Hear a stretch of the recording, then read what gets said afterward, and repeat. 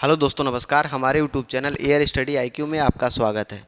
दोस्तों, आज हमारी जो क्लास होने वाली है वो मौलिक अधिकार की होने वाली है, भाग 3। दोस्तों, जो संविधान का भाग 3 है उसके बारे में आज हम पढ़ेंगे। उसमें फंडामेंटल राइट, मौलिक अधिकारों का वर्णन किया गया है, तो उसके बारे में आज हम पढ़ेंगे। तो दोस्तों, आप लोगों के लिए एक मोटिवेशनल कोट है कि विकल्प मिलेंगे बहुत मार्ग भटकाने के लिए, संकल्प एक ही काफ़ी है मंजिल तक जाने के लिए। विकल्प मिलेंगे बहुत मार्ग भटकाने के लिए, संकल्प एक ही काफ़ी है मंजिल तक जाने के लिए।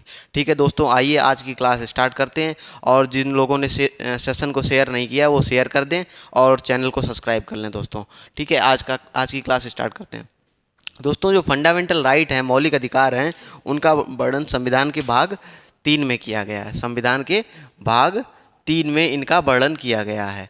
और दोस्तों कि ये जो फंडामेंटल राइट हैं ये कितने से लेके कितने तक हैं? 12 से लेके 35 आर्टिकल तक हैं। अगर 12 से लेके 35 आर्टिकल तक फंडामेंटल राइट की बात कही गई है। ठीक है दोस्तों, तो अगर मौलिक अधिकार की बात करें तो इसे हमारे संविधान का, अगर दोस्तों मौलिक अधिकार की बात करें तो इसे संविधान का मैग्ना कार्टा कहा जाता है। मैग्ना कार्टा क्यों कहा जाता है? दोस्तों, ब्रिटेन के जो उस टाइम राजा हुआ करते थे या ब्रिटेन में जो सरकार हुआ करती थी, तो वो क्या करती थी कि वो उसने कुछ मजदूरों के लिए या कुछ लोगों के लिए एक अधिकारों का वो किया था, तो उसे मैग्ना कार्टा कहा गया दोस्तों। तो इसीलिए हमारे संविधान का जो मौलिक अधिकार हैं उसे संविधान का मैग्ना कार्टा कहा जाता है। दोस्तों, अगर मौलिक अधिकारों के उद्देश्य की बात करें तो इसका उद्देश्य क्या है? जैसे कोई अधिकार है, जैसे मान लो हमें अधिकार अगर दिए गए हैं, जैसे हमारे घर में बहुत सारे अधिकार होते हैं, तो ऐसे ही अगर हमारे देश में कुछ अधिकार हमें दिए गए हैं तो इसका उद्देश्य क्या है, एक्चुअल में क्या चाहते हैं, मतलब जो संविधान निर्माता थे उन्होंने मौलिक अधिकार दिए तो उनका मेनली उद्देश्य क्या था, किस लिए उन्होंने मौलिक अधिकार दिए हमें? तो उसका मेन उद्देश्य थे कि व्यक्तित्व के विकास के लिए, जो व्यक्ति है उसके व्यक्तित्व के विकास के लिए मौलिक अधिकारों का वो किया गया।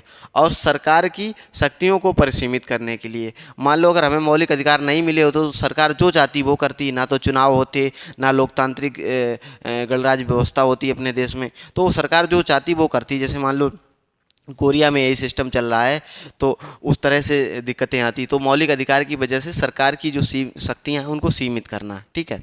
और लोगों के बीच समानता सुनिश्चित करना, जो लोग हैं उनके बीच में समानता, जैसे वो अस्पृश्यता का अधिकार है जो, तो वो दोस्तों जो एससी वर्ग के लिए मिला हुआ है, तो उसका मतलब ये है कि जब छुआछूत कोई अगर कर रहा है तो दोस्तों लोगों के बीच समानता नहीं आ पाएगी। तो इसीलिए अगर मौलिक अधिकार हमें दिए गए तो उसमें समानता सुनिश्चित करना। विचारों एवं अभिव्यक्ति की स्वतंत्रता, किसी को अपने विचार और उसे बोलने की आज़ादी, अभिव्यक्ति की आज़ादी है, तो इसलिए मतलब इनका उद्देश्य ये है कि व्यक्ति के व्यक्तित्व के विकास के लिए, सरकार की शक्तियों को परिसीमित करने के लिए, लोगों के बीच समानता प्रस्तुत करने के लिए, और दोस्तों कि विचार एवं अभिव्यक्ति की स्वतंत्रता के लिए। ये हमारा मुख्य उद्देश्य है। अगर हम मौलिक अधिकार दिए गए हमारे संविधान में, इसका मूल उद्देश्य ये है, ठीक है। अब दोस्तों देखते हैं कि मौलिक अधिकारों का विकास कैसे कैसे हुआ। मौलिक अधिकार एकदम तो हमारे संविधान में नहीं आ गए, कहीं से तो इसकी भावना पनपी होगी, कहीं से तो इसकी शुरुआत हुई होगी ना। तो इसलिए इसका देखते हैं कि ये मौलिक अधिकारों का विकास कैसे हुआ। दोस्तों, इसकी जो प्रथम मांग हुई थी, पहली बार इनका जो वर्णन हुआ मौलिक अधिकारों का, तो इसका पहली बार वर्णन हुआ सन 1885 में। 1885 में दोस्तों बाल गंगाधर तिलक जी ने संविधान विधेयक में इसका जिक्र किया था। ये दोस्तों कोई मतलब लिखित तरीके की मांग नहीं थी, ये इन्होंने ऐसे मौखिक रूप से कह दिया था। तो ये प्रथम मांग 1885 में हुई। अगर प्रथम लिखित की मांग करें, जैसे प्रथम मांग बोलें तो 1885, अगर ऑप्शन में दिया है तो 1885 टिक करिए। अगर प्रथम लिखित मांग की बात करें तो मोतीलाल नेहरू जी ने नेहरू रिपोर्ट में पहली बार मौलिक अधिकारों का लिखित रूप से जिक्र किया था। और ये जो नेहरू रिपोर्ट है दोस्तों, इसे संविधान का ब्लूप्रिंट भी कहा जाता है। ब्लूप्रिंट, अगर नेहरू रिपोर्ट की बात करें तो इसे संविधान का ब्लूप्रिंट भी कहा जाता है। प्रथम मांग कब हुई दोस्तों? 1885 में। और प्रथम लिखित मांग कब हुई दोस्तों? मोतीलाल नेहरू जी ने की, ये दोस्तों उसमें क्या नाम, नेहरू रिपोर्ट में, ठीक है, सन 1928 में। सन 1928 में। पहली मांग हुई 1885 में और प्रथम लिखित मांग हुई जो दोस्तों 1928 में हुई। अब दोस्तों जो मौलिक अधिकार हैं हमारे संविधान में, जो मौलिक अधिकार हैं वो दो तरीके के हैं। एक दोस्तों एक जो मौलिक अधिकार क्या है, जो अधिकार की बात करें वो संविधान में हमारे दो तरीके के हैं। एक तो मौलिक अधिकार हैं, दूसरे हमारे डीपीएसपी हैं। डीपीएसपी आप जानते हैं कि भाग 4 में है दोस्तों, directive principle to state policy, यानी राज्य के नीति निर्देशक तत्व। राज्य के अपने कुछ अधिकार होंगे वो मतलब नागरिकों को देगा, ठीक है। तो ये डीपीएसपी हैं, दूसरे मौलिक अधिकार हैं। तो डीपीएसपी जो हैं दोस्तों, अगर उनका हनन होता है तो कोर्ट नहीं जा सकते। अगर डीपीएस की बात करें, अगर उनका पूरी तरह से पालन नहीं हो पा रहा है तो कोर्ट नहीं जा सकते, ठीक है। दूसरी, ये भाग 4 में है डीपीएसपी, और ये कहाँ से लिए गए दोस्तों?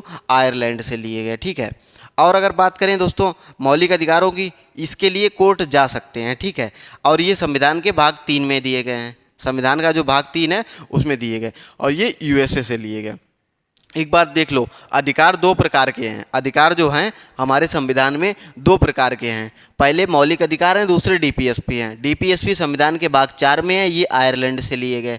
डीपीएसपी जो है आयरलैंड से लिए गए, और मौलिक अधिकार यूएसए से लिए, यानी अमेरिका से लिए गए। ये दोस्तों अगर मौलिक अधिकारों की बात करें तो अमेरिका से लिए गए, ठीक है।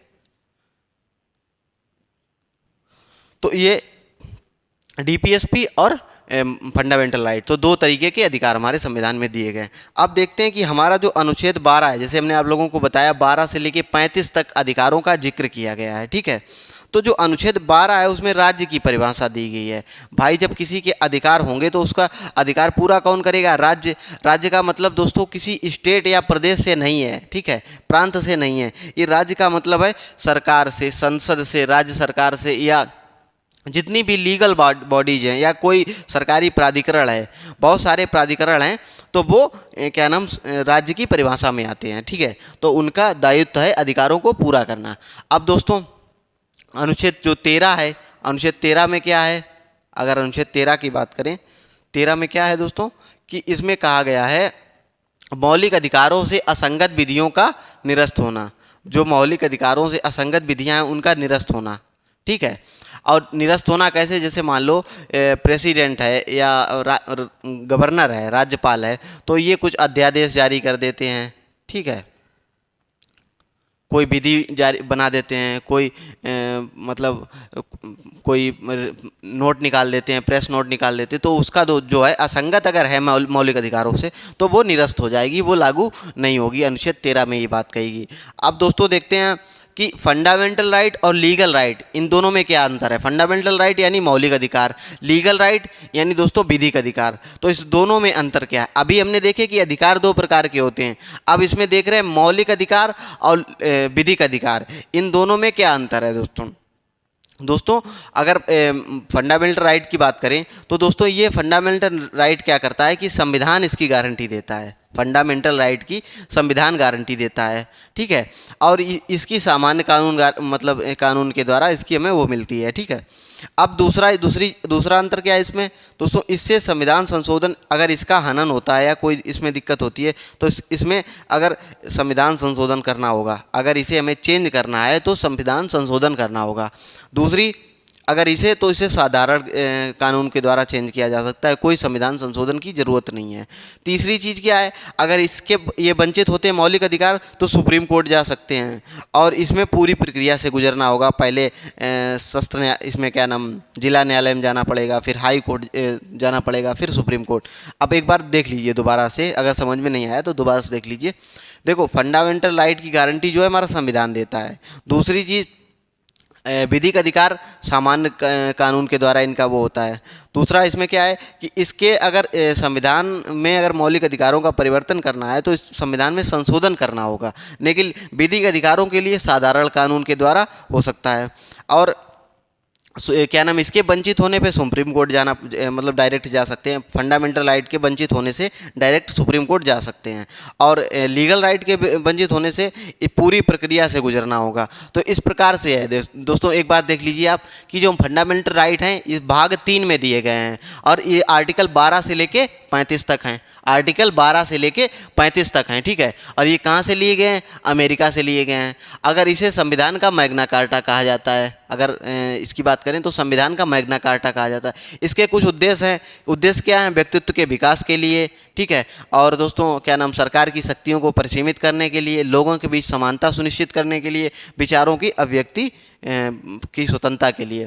अब मौलिक अधिकारों का विकास कैसे हुआ? प्रथम मांग हुई इसकी 1885 में, वो अलिखित मांग थी। और जो प्रथम लिखित मांग हुई वो दोस्तों मोतीलाल नेहरू जी के द्वारा हुई सन 1928 में, नेहरू रिपोर्ट के द्वारा।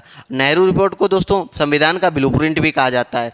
अब दोस्तों बात करें कि जो हमारे अधिकार हैं वो संविधान में दो तरीके के अधिकार दिए गए हैं, एक डीपीएसपी, एक मौलिक अधिकार। संविधान के भाग 3 में मौलिक अधिकार हैं और ये अमेरिका से लिए गए हैं। और डीपीएसपी संविधान के भाग 4 में ये आयरलैंड से लिए गए हैं।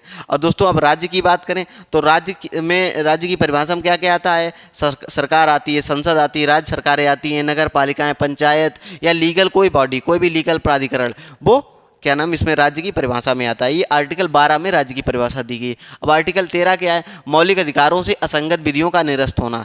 दोस्तों आर्टिकल 23 के तहत अगर कोई अध्यादेश प्रेसिडेंट ने जारी किया, राष्ट्रपति ने जारी किया, तो उसका निरस्त होना, या कोई गवर्नर ने जारी किया, कुछ ऐसा असंगत है जो मौलिक अधिकारों से, उसका निरस्त होना अनुच्छेद 13 में है। फंडामेंटल राइट, लीगल राइट तो आप समझ ही चुके हैं कि फंडामेंटल राइट होते हैं उसकी गारंटी संविधान देता है, और जो लीगल राइट होते हैं उसकी गारंटी सामान्य कानून से मिलती है। अब अगर बोलें कि फंडामेंटल राइट के लिए संविधान में संशोधन करना होगा, अगर इसमें कुछ वो करना है, और अगर इसके वंचित होने पे सुप्रीम कोर्ट जा सकते हैं। लीगल राइट के वंचित होने से सुप्रीम कोर्ट की पूरी प्रक्रिया से मतलब गुजरना होगा, जो कानून की प्रक्रिया है उस प्रक्रिया से गुजरना होगा, ठीक है। तो ये कुछ हैं। अब दोस्तों हम देखेंगे जो हमारे क्या नाम 14 से लेके 35 तक अधिकारों का वर्णन किया गया है। जैसे 12 में तो राज्य की परिभाषा है, मौलिक अधिकार हैं। अब हम देखेंगे जो ये अनुच्छेद हमारे दिए गए हैं, इनमें कौन कौन से मौलिक अधिकार हैं। मौलिक अधिकार वैसे मेनली हमारे 6 हैं। अब हम सारे मौलिक अधिकार, एक एक मौलिक अधिकार पढ़ेंगे और उसके बारे में क्या क्या संविधान में दिया गया उसको बताएंगे। तो हम देखते हैं कि जो हमारे मौलिक अधिकार हैं, कितने मौलिक अधिकार हैं और किस किस मौलिक अधिकार में क्या क्या दिया गया और किस आर्टिकल में वो मौलिक अधिकार दिया गया है, तो हम उसके बारे में अब देखते हैं। दोस्तों हमारे संविधान में जो है 6 मौलिक अधिकार हैं, पहले 7 थे। एक था संपत्ति का अधिकार, संपत्ति का अधिकार अब निरस्त हो चुका है। इस हमारा पहला मौलिक अधिकार है वो समानता का अधिकार है। पहला मौलिक अधिकार समानता का अधिकार। दूसरा स्वतंत्रता का अधिकार, दूसरा मौलिक अधिकार का है स्वतंत्रता का अधिकार। तीसरा है शोषण के विरुद्ध अधिकार, तीसरा है। चौथा है धार्मिक स्वतंत्रता। पांचवा है सांस्कृतिक एवं शैक्षणिक स्वतंत्रता, और यह है संवैधानिक उपचार का अधिकार। तो ये 6 प्रकार के अधिकार हैं। जो संपत्ति का अधिकार होता था वो निरस्त कर दिया गया, वो आर्टिकल 31 में था, अब जाके वो वैधानिक अधिकार बना दिया गया 300 का में पहुंच गया है। संविधान संशोधन करके उसे वैधानिक अधिकार बना दिया गया। लीगल राइट, फंडामेंटल राइट से लीगल राइट बना दिया गया। तो अब उसका मौलिक अधिकार के संबंध में कोई महत्व नहीं रहा, लेकिन वो अब 31 अनुच्छेद निरस्त हो चुका है। तो अब देखते हैं कि जो पहला हमारा मौलिक अधिकार है वो समानता का अधिकार है। दोस्तों समानता का अधिकार कितने से कितने तक है संविधान में? 14 से लेके 18 तक हमारे संविधान में स्वतंत्रता का अधिकार है। अगर हम बात करें 14 आर्टिकल नंबर 14 की, तो आर्टिकल 14 में क्या कहा गया है? विधि के समक्ष समानता, कानून के समक्ष समानता, कानून के समक्ष सभी की समानता होगी, कि कोई भेदभाव नहीं होगा, कोई वो नहीं होगा, ठीक है। तो इसमें सबकी समानता की बात कहेगी। दूसरा है कि धर्म, जाति, मूल, वंश, लिंग, जन्म स्थान के आधार पर विभेद पर प्रतिबंध। मतलब आर्टिकल जो 15 है इसमें कहा गया धर्म, जाति, लिंग, मूल, वंश, स्थान के आधार पर कोई भेदभाव नहीं किया जाएगा, ठीक है। लेकिन इसमें भी कुछ अपवाद हैं। अपवाद क्या हैं दोस्तों? जैसे धर्म के हिसाब से अगर देखें तो अल्पसंख्यक को कुछ एक्स्ट्रा अधिकार दिए गए हैं, या जैसे देख लें कि जो जाति के हिसाब से देख लें तो जो एससी वर्ग है, एसटी वर्ग है, जो पिछड़ा हुआ है, तो उसको जो है आरक्षण दिया गया है। तो उस चीज़ को छोड़ के अगर देखा जाए तो धर्म, जाति, मूल, वंश, स्थान के आधार पर कोई विभेद नहीं किया जाएगा। अब आर्टिकल 16 देखते हैं। लोक नियोजन के सभी नागरिकों को समानता का अवसर दिया जाएगा। मतलब लोक नियोजन में सभी नागरिकों को अवसर की समानता प्रदान की जाएगी। जितने भी लोक नियोजन के वो होंगे उसमें अवसर की समानता सभी के लिए होगी। आर्टिकल 16 में है। आर्टिकल 17 में क्या है? अस्पृश्यता का उन्मूलन। आर्टिकल 17 में अस्पृश्यता का उन्मूलन, जो पहले दोस्तों जो छुआछूत चल रही थी उसका ख़त्म करना आर्टिकल 17 में। आर्टिकल 18 में क्या है दोस्तों? उपाधियों का अंत। दोस्तों उपाधियों का अंत कर दिया गया, केवल वो सेना और शिक्षा में छोड़ के सभी में उपाधियों का, जैसे पहले राजा लोग हुआ करते थे, राजाधिराज ऐसे करके उपाधियां ले लेते थे, विक्रमांत की उपाधि ले ली या किसी और की ले ली, तो वो सारी चीज़ें बंद कर देंगी। तो अभी 14 से 18 एक बार देख लीजिए फिर कि जो 14 में है विधि के समक्ष समानता, 15 में क्या धर्म मूल जाति वंश इनके आधार पर जो है समानता मिलेगी। इसके बाद लोक नियोजन में सभी को अवसर की समानता, आर्टिकल 17 में। आर्टिकल 18 में क्या है दोस्तों, आर्टिकल 17 में क्या है, अस्पृश्यता। आर्टिकल 18 में उपाधियों का अंत। तो ये दोस्तों 14 से 18 हो गई समानता का अधिकार। अब नंबर 2 देखते हैं। नंबर 2 क्या है, स्वतंत्रता का अधिकार। स्वतंत्रता का अधिकार 19 से लेकर 22 आर्टिकल तक है। स्वतंत्रता जो है हमारी संविधान में आर्टिकल 19 से लेकर 22 तक है। 19 में क्या कहा गया है, नागरिकों को 6 प्रकार की स्वतंत्रता है। इसमें जो है नागरिकों को 6 प्रकार की स्वतंत्रता दी गई है। 6 प्रकार की कौन कौन सी स्वतंत्रता है दोस्तों, वाक एवं अभिव्यक्ति की स्वतंत्रता। वाक एवं अभिव्यक्ति की स्वतंत्रता, किसी को बोलने की आज़ादी होगी, ठीक है। और झंडा फहराने की स्वतंत्रता, झंडा फहराने की सभी को स्वतंत्रता होगी। और किसी प्रकार का कोई झंडा है वो अपनी अगर बनाता है अपनी पार्टी का, अपने किसी का, उसकी स्वतंत्रता होगी। लेकिन जब दोस्तों अगर कोई रूल लागू होता है तो उस स्थिति में नहीं, लेकिन झंडा फहराने की स्वतंत्रता है। प्रेस, अब ऐसा नहीं है कि झंडा फहराने की स्वतंत्रता है तो पाकिस्तान का झंडा यहाँ पे फहराएं, ऐसा नहीं हो सकता। वो अपनी पार्टी का या जैसे मान लो कई सारी राजनीतिक संगठन है, मान लो बीजेपी है, कांग्रेस है, सपा है और बहुत सारे संगठन हैं, वो अपने अपने झंडे हैं। किसी का कमल निशान है, किसी का हाथ है, किसी का वो क्या नाम साइकिल है। तो ये सभी को जो है अपना झंडा फहराने की स्वतंत्रता है। अब प्रेस की स्वतंत्रता होगी दोस्तों, प्रेस की स्वतंत्रता होगी, क्योंकि कोई चीज़ है अगर देश में चल रही है तो उसको पब्लिश ही नहीं किया जाएगा तो लोगों के बीच पहुंचेगी कैसे। अब शांत रहने की स्वतंत्रता होगी, कोई भी इंसान अगर बोल नहीं रहा है तो शांत रह सकता है, उसकी स्वतंत्रता है। तीसरी, जानने की स्वतंत्रता।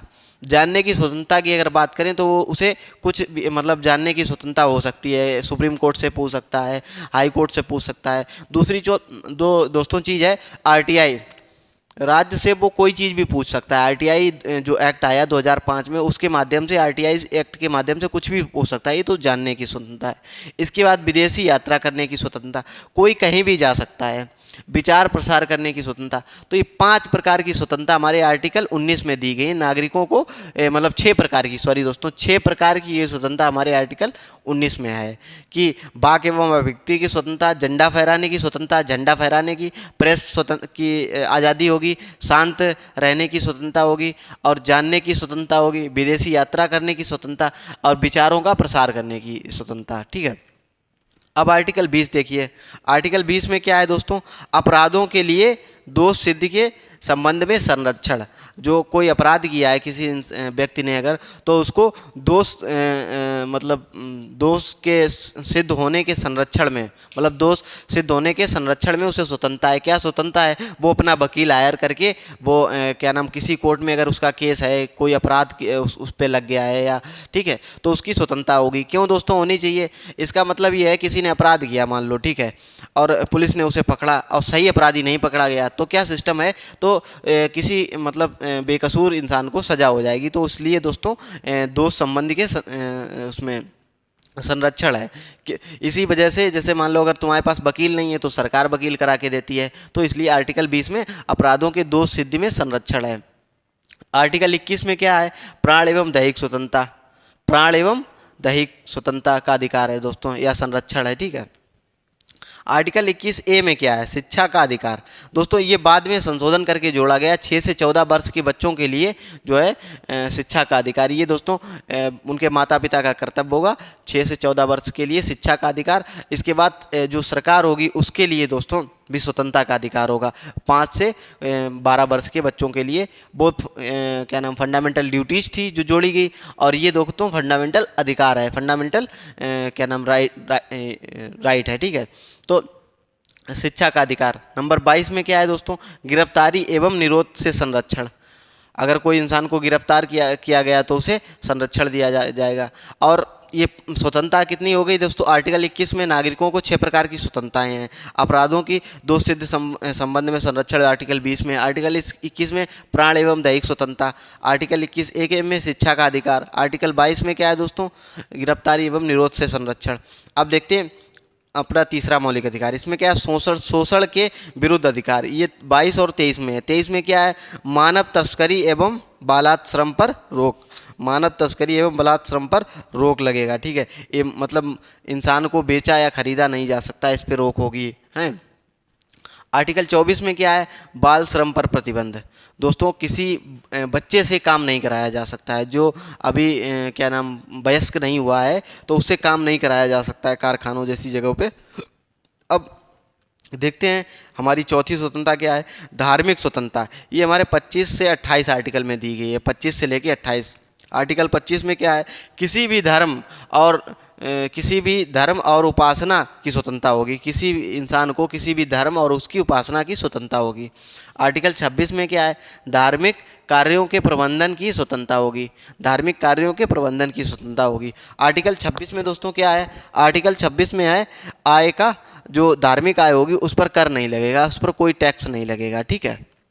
आर्टिकल 28 में क्या है, शैक्षणिक संस्थानों एवं धार्मिक शिक्षा प्रदान नहीं की जाएगी। कोई भी शैक्षणिक संस्थान है उसमें धार्मिक शिक्षा प्राप्त नहीं की जाएगी। अब इसके बाद देख लेते हैं अगला अपना मौलिक अधिकार, सांस्कृतिक एवं शैक्षणिक अधिकार। ये 29 और 30 में है दोस्तों। 29 में क्या है, अल्पसंख्यकों के हितों का संरक्षण। अल्पसंख्यक हो गए, उनके हितों का संरक्षण किया जाएगा। जैसे मान लो उनके पूजा वाले स्थल हैं या कोई वैसी चीज़ है, उनके स्कूल हैं, तो उनमें संरक्षण किया जाएगा। शिक्षा संस्थानों की स्थापना एवं प्रबंधन, जैसे मुस्लिम लोग हैं उनके क्या नाम मदरसे होते हैं, ठीक है, तो उनकी स्थापना और उनका प्रबंधन भी सरकार करेगी, ठीक है, और उसका अधिकार होगा उनके पास। संवैधानिक उपचारों का अधिकार, ये आर्टिकल 32 के तहत संवैधानिक उपचारों का अधिकार। मान लो इतने अधिकार हैं अपने, और इसके बाद अगर इनका हनन होता है, इनकी कोई दिक्कत होती है इनमें, तो इनके लिए उपचार भी तो होना चाहिए। इनके मतलब अगर कोई हनन होता है तो इनके हम कैसे इनके लिए न्याय मांग सकते हैं, तो उसका भी तो अधिकार होना चाहिए हमारे पास। तो दोस्तों न्यायिक रीटों के माध्यम से, जैसे परमादेश रीट होती है, ठीक है, और कई प्रकार की रीटें हमारी संविधान में उनकी बात कही गई है। परमादेश है, दूसरी है दोस्तों अधिकार परीक्षा, प्रतिषेध, उत्प्रेषण, ये जितने प्रकार की न्यायिक रीटें हैं तो इनके बारे में आर्टिकल 32 में दिया गया है दोस्तों, ठीक है, कि अगर हमारे मौलिक अधिकारों का हनन होता है तो हम हाई कोर्ट जा सकते हैं, इसके बाद सुप्रीम कोर्ट भी जा सकते हैं या डायरेक्ट सुप्रीम कोर्ट भी जा सकते हैं। तो ये है सिस्टम, ठीक है। अब इसके बाद देखते हैं आर्टिकल 33 में क्या। आर्टिकल 33 में है सशस्त्र बलों के फंडामेंटल राइट। जो इनके फंडामेंटल राइट हैं, जैसे जो आर्मी के लोग हैं, पुलिस के लोग हैं, जो इनके फंडामेंटल राइट हैं, तो वो किसी आपात स्थिति या वैसी स्थिति में संसद के द्वारा रद्द भी किए जा सकते हैं, ठीक है। इनको कुछ अधिकार जो स्पेशल मिले हुए हैं वो दोस्तों किसी ऐसी स्थिति में रद्द किए जाते हैं। सेना विधि, सेना विधि का मतलब है दोस्तों अगर कहीं सशस्त्र विद्रोह हो गया, कोई ऐसी दिक्कत हो गई या और कोई प्रॉब्लम हो गई तो सेना विधि, मार्शल लॉ लागू किया जा सकता है, ठीक है, ये सरकार के पास वो होगा। इसके बाद आर्टिकल 35 में क्या है, संसद के पास ये अधिकार होगा कि दोस्तों वो फंडामेंटल राइट से संबंधित नियम कानून बना सकती है, ठीक है, विधियों का निर्माण कर सकती है। तो ये हमारे कुछ मौलिक अधिकार हैं। 6 मौलिक अधिकार हैं। कौन कौन सा है दोस्तों, समानता का अधिकार, दूसरा स्वतंत्रता का अधिकार, तीसरा शोषण के विरुद्ध अधिकार, चौथा धार्मिक स्वतंत्रता का अधिकार, पाँचवा है सांस्कृतिक एवं शैक्षणिक अधिकार, और छठा है संवैधानिक उपचारों का अधिकार। तो ये कुछ 6 अधिकार हैं दोस्तों, तो हमारे आर्टिकल 12 से लेकर 35 तक दिए गए हैं। तो हमने आज आपको अधिकारों के बारे में बताया कि हमारे संविधान में कौन कौन से अधिकार हैं और किस तरह से वो संविधान में दिए गए हैं। तो दोस्तों आप लोगों को अगर हमारा वीडियो अच्छा लगा हो तो हमारे वीडियो को लाइक करें और दोस्तों के साथ शेयर करें। दोस्तों जिस किसी ने चैनल नहीं सब्सक्राइब किया है वो चैनल सब्सक्राइब कर लो, ठीक है। अगर कोई वीडियो में गलती हो गई हो दोस्तों तो क्षमा करना। धन्यवाद। जय हिंद, जय भारत।